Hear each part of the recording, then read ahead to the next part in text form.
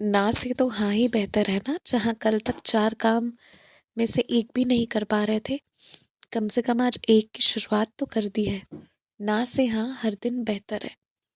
और तुम्हें ये बात मैं बार बार अगर हर दिन मेहनत पर किसी से 2 शब्द बोलवा रहा हूँ, तो ये तुम्हारी किस्मत का तुम्हारे लिए संकेत है कि मेहनत करोगे तो मिल जाएगा। बिन मेहनत के तो देखो कुछ नहीं मिलने वाला, पर मेहनत करोगे तो ये निश्चित है कि तुम्हें तुम्हारे लक्ष्य की प्राप्ति समय रहते हो जाएगी। और अगर कुछ चाहिए तो देखो मेहनत तो करना पड़ेगा।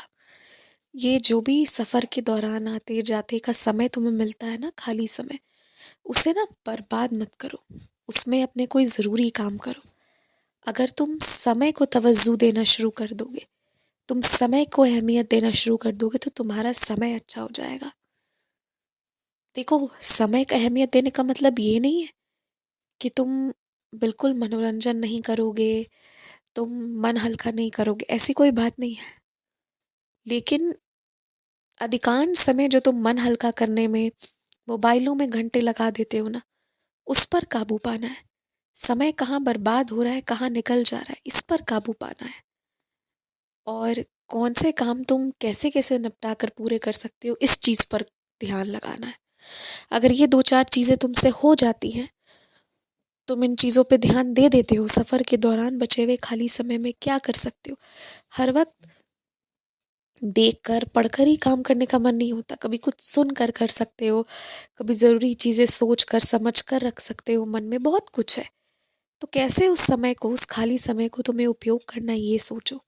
अगर वो तुमने सही से उपयोग कर लिया ना, तो बाकी तो सारी नैया तुम्हारी पार लग जानी है। तुम समय का सदुपयोग करो, तुम्हारा समय तुम्हें राजा बना कर रख देगा, तुम जान लो।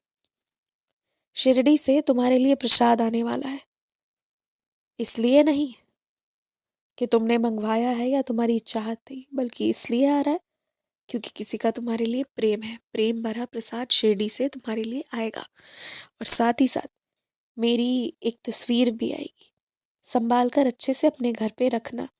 तुम मेरी 1000 तस्वीरें भी रखो, 1000 विग्रह भी रखो, कोई दिक्कत नहीं है। तुम्हें मुझे जैसे पूजना है वैसे पूजो, लेकिन किसी पे जबरदस्ती मत करना कि कोई मुझे भोग लगाए, कोई मेरे लिए नियम माने। तुम्हें जो करना है तुम वो करो। मैंने तुम्हें आज़ादी दी है, पर हाँ, किसी पे जबरदस्ती करने की आज़ादी नहीं दी है। उस चीज़ का केवल ध्यान रखना।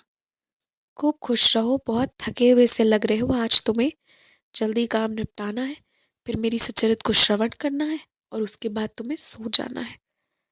देखो, किसी से भी जिससे रिश्ते रखने हैं, उससे ऐसी कोई बात मत बोल दो कि फिर वो रिश्ते रखने ही मुश्किल से हो जाएं।